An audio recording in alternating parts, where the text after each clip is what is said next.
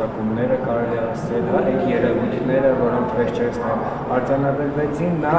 ինչով եք պայմանավորում եւ սա ընդհանուր այս անպատժելիության մթնոլորտի հետևանքը չէ, երբ որ օրինակ 3 միլիոն վարչապետերից մեկը տեսնում է, որ մի վարչապետ, օրինակ Նորքի թաղապետը պայմանական մարդ է ծեծում, ուղիղ եթերում, հետևաբար ինքն էլ որպես վարչապետ կարա մեկ այլ մարդու ծեծի եւ այդ մեկ մարդը պարզվում է, որ բուժ աշխատող է։ Ընդհանուր առմամբ բռնության նկատմամբ մենք բոլորս պետք է զրո հանդուրժողականություն ունենանք, անկախ նրանից բռնության հեղինակը ով է եւ ում նկատմամբ է այդ բռնությունը կիրառվում։ Ես իմ գրառման մեջ էլ նշել էի, որ կարծում ենք այս սիստեմատիկ դեպքերի հետ կապված առանձին քրեական գործերից բացի մենք հետևողական գնում ենք, որպիսի քրեական գործերի հարուցման ուրեմն շրջանակներում այդ անձինք հավուր պատշաճի նաև պատասխանատվություն կրեն, բայց կարծում ենք, որ շտապօգնության մեքենաների կահավորման հետ կապված եւս պետք է փոփոխություններ անենք։ Նախ նշեմ, որ արդեն իսկ քննարկում ենք շտապօգնության մեքենաների վրա ուրեմն տեսախցիկների տեղակայման հարցը, որպիսի թե չզիջման, թե նաև ուրեմն այլ հարցերի հետ կապված ավելի ընդհանրական պատկեր ունենանք։ Բացի դրանից պիտի մասնագիտական հանրության հետ քննարկենք նաև անձնակազմի ինքնապաշտպանական միջոցների հետ կապված ինչպիսի միջազգային փորձ կա, ինչ միջոցներ կան, որ մենք կարող ենք դրանք եւս տրամադրել, որովհետեւ մեր կարծիքով շտապօգնության բրիգադը անկախ նրանից պացիենտը գոհ է այդ ուրեմն բրիգադի աշխատանքից թե ոչ, գոհ լինել կամ չլինելը այլ ձևաչափով, այլ տեղում պետք է արտահայտվի եւ բացառվի որևէ մեկի նկատմամբ բռնության կիրառումը։ Հնարավոր է քննարկումների արդյունքում օրինակ նաեւ որոշում կայացվի, որոնք հատկապես գիշերային ժամերին, հա, այդ շտապօգնության ուղեկցող բրիգադների հետ ոստիկանության աշխատակիցների եւս։ Կարծում եմ, որ այդ տարբերակը չէ, որովհետեւ դա եւս համակարգային ծանրաբեռնվածության չպիտի հանգեցնենք եւ ըստ էության այս բացառիկ դեպքերի պատճառով մարդկանց հավելյալ տագնապ չներշնչենք, որ շտապօգնության մեքենայի հետ ոստիկանության մեքենա էլ է գալիս, չէ, մենք կուսումնասիրենք այլ ձևաչափեր, ինչպիսին կան աշխարհում կիրառվող անհատական պաշտպանության կան մեխանիզմներ եւ դրանց հետ կապված առաջիկա մեկ ամսվա ընթացքում կամփոփենք, ես նաեւ հանրային կերպով դրան կանդրադառնամ։ Կապակցությունների կենտրոնի ուսկաբանականի Սուրբոքորուսավոչ ԲԿ-ի ինֆեկցիոնի հոգեկան առողջության ու պահպանման ազգային կենտրոնի աշխատակիցների ինչ պատճառով է դերացել։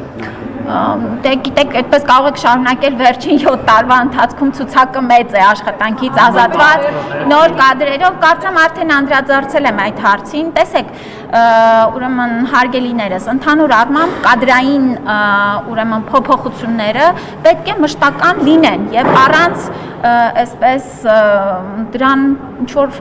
բան վերաբերվելու, որ ինչ որ բան է տեղի ունեցել։ Որոշ դեպքերում պայմանագրերը դադարել են, լուծվել են եւ ես դրա հետ կապված արդեն բրիֆինգին անդրադարձել եմ։ Հաջորդիվ կան անձինք, ովքեր որ պայմանագրերը լրացել են, նոր պայմանագրեր չենք կնքելու եւ եւս մրցույթ է կայացվելու, որպեսզի հասկանանք ինչ փոփոխություններ պիտի անենք։ Տեսեք, բարակայում տեղեկություններ եթե թույլ տաք, եթե հապես եք, հա, ասել դիմում գրի, հրաժարականի դիմում գրի մեր եւ որ անհրաժեշտ լինի, ես ինքս կմակագրեմ նման տեղեկություններ մենք ունենք։ Լարված են եղել պայմանագրեր։ Հարգելիներս, Արսեն Թորոսյանի կադրն է այսպես ասած եղել։ Ես նաև Լենան Անուշյանի մտերիմը։ Հարգելի գործընկերներ, եթե դուք այս դիտարկումները անեիք 2021 թվականին, գուցե ինչ որ տեղին լիներ այդ արգումենտը։ Չէի կարող սպասել 4.5 տարի եւ հետո այս արգումենտի հետ կապված որոշակի գործողություններ անել։ Խնդրում եմ մի անիմաստ ինչ որ բամբասանքների եւ չգիտեմ ինչերի տեղիք տալ։ Ինչ է նշանակում պայմանագրի մասին տեղեկացրել եք լուծարման։ Դա հստակ ընթացակարգ է, ցանկացած աշխատանքային պայմանագիր լուծարումից առաջ մարդուն պետք է տեղեկացնես դրա մասին գրավոր կերպով եւ մենք էլ հստակ կերպով հետեւում ենք։ Հաջորդիվ պիտի ասեմ, որ գիտեք, որ նաեւ մարզային բժշկական կենտրոններն են արդեն առողջապահության նախարարության ենթակայության գտնվում եւ այս մասով էլ ես կարծում եմ, որ մեր համակարգում կադրային փոփոխությունները ցանկալի են, եւ պետական բժշկական կենտրոններում էլ ընդհանրապես աշխատանքի ժամանակը պետք է ողջամտության մեջ լինի։ Չի կարող որ անձը տասնյակ տարի կամ նման երկար ժամանակ նույն պաշտոնին լինի, դա բերում է լճացման, դա բերում է նաեւ նոր կադրերի հոսունության խոչընդոտմանը։ Ինչ վերաբերվում է հենց կախվածությունների ազգային կենտրոնում, մենք 5 տարին լրացել է վերջին տարիներին նորմալ աշխատել ենք պարոն Նազինյանի հետ, ես նրա մասնագիտական ուրեմն կարողությունների, որակների մասով որևէ խնդիր չեմ տեսնում, բայց նպատակահարմար եմ գտնում այս կառույցում փոփոխություններ իրականացնել եւ չի ուզի ավելի մանրամասների անդրադառնալ։ Կարծրացիք, որ եթե ձեր հարաբերությունները լարված լինեին, դուք 4 տարի չէիք սպասի, բայց տեղեկություններն այսպիսին են, որ լարվել է այն բանից հետո, երբ ԿՊԱ-կան պատգամավոր Կարեն Սարուխանյանը երբ տարվել է կախվածությունների ազգային կենտրոն եւ պետք է թմրանյութի Հա ես ապշում եմ, գիտեք, իսկապես ապշում եմ, թե ինչի հետ եք կապում, ընդհանրապես ինչ կապ ունի դա, որ ասեք եղել օրինակ ինչ չեմ եղել։ Երբ ձեզ չեն տեղեկացրել, որ օրինակ Կարեն Սարուխանյանը Ուրեմն առողջապահական համակարգ մոտավորապես օրական հազարավոր պացիենտներ, այդ թվում պաշտոնավոր անձինք եւ դիմում են։ Եվ ես պարտադիր չի, որ տեղյակ լինեմ բոլոր դեպքերից եւ տեղյակ եմ այն դեպքերից, ինչին որ հարկ եմ համարում, խնդրում եմ բաներ մի հնարեք էլի։ Ինֆեկցիոնի տնօրեն վերջերս նշանակեցիք մի անձի, ով ձեր քննադատներից էր։ Եվ Այդ սկզբունքով եք որոշել։ Եթե անդրադառնում եք ուրեմն որոշ տարիներ առաջ նրա քաղաքականության հետ կապված դիտարկումներին, կարծեմ, եթե չի պատասխանել, ապա խնդրեմ նաև իրեն ուղղագրավոր հարցումները, կարծում եմ նա մեր ներկայիս քաղաքականությունը ողջունում է եւ թե քննադատել է տարիներ առաջ, ես դա շատ հանգիստ եմ վերաբերվում, խնդրեմ չեմ տեսնում, ուրեմն մրցույթի արդյունքներով նա բավական լավ արդյունք է ցույց տվել եւ սա էլ ուզում եմ նշեմ, որ մենք առողջապահության նախարարությունում մրցույթներին շատ խիստ ենք վերաբերվում եւ դրա հետ կապված են բաներ, դիտարկումներ լինում, թե ինչու են մարդիկ կտրվում են, որտեվ խստորեն ենք մոտենում, ոչ թե ֆորմալ առումով եւ ուրեմն մրցույթի արդյունքներով այո, նրա մասնագիտական գիտելիքները նաեւ գնահատելով եւ հենց մասնագետ լինելով որոշում եմ կայացրել նշանակելու նրան։ Երբևէ ՊԱԳ-ը ստուգում իրականացրել է կախվածությունների ազգային կենտրոնում Սուրեն Նազիմյանի պաշտոնավարման ժամանակ։ Ես կարող եմ խոսել իմ կառավարման շրջանում, երբևէ այո, վստահաբար մեր արձանագրվել խախտումներ, որքան գումար է արձանագրվել։ Ուրեմն իմ կառավարման օրոք ՊԱԳ-ը իրականացրել է ստուգումներ շատ բժշկական կենտրոններում, այդ թվում նաև կախվածությունների կենտրոնում։ Հասկանալով ձեր նաև բամբասանքների մյուս, որը տարածվում է շրջանակների Եթե թույլ տակ պատասխանեմ, կպատասխանեմ, եթե դուք արդեն ունեք պատասխանը, ես էլ ինչու պատասխանեմ ձեզ։ Երբ որ դուք ձեր ձևակերպումների մեջ չվիրավորեք։ Դե եթե ես ձեզ չունեմ պատասխանը, ինչու եք տալիս այդ հարցին։ Ես վիրավորեցի ինչ-որ մեկին։ Ես նորից կրկնում եմ, հաջորդ թիվ կանխելով բամբասանքների մյուս շրջանակը, ես հանձնարարել եմ, որպեսզի այդ ստուգման հետ կապված եւ ստուգումից հետո թե պետական վերահսկողական ծառայության կողմից իրականացված ստուգումները նախարարությունում թե ինչպես են իրականացվել ստուգումները եւ արդյունքները ինչպիսին են եղել եւ դրա շրջանակներում հարուցված քրեական գործի շրջանակներում իրականացված ստուգումները թե արդյոք այդ ընթացքում որևէ պաշտոնատար անձ իր լիազորությունները անցել է թե ոչ հստակ տեղեկանք պատրաստել եւ ձեզ տրամադրել որ դուք որևէ չբացահայտված հարց չունենաք ես ձեզ ինչպես վիրավորեցի